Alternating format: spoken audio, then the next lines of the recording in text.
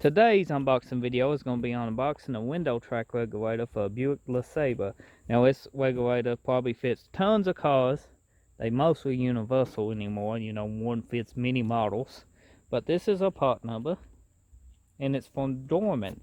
And what quality do you get from Dorman? We're going to show you today in this unboxing video. I do not have a cheaper version to compare it to, because on eBay they're around 30 bucks for the ones I looked at.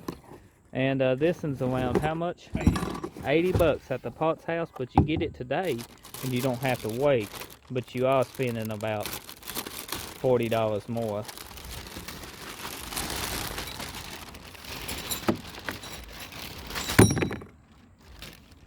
And you get some hardware with this one too. Looks like you get new door panel clips. That's good, ain't it?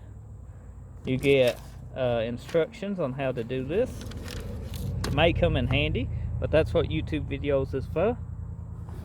And you get your new window track motor, and a lot of times the motors go bad.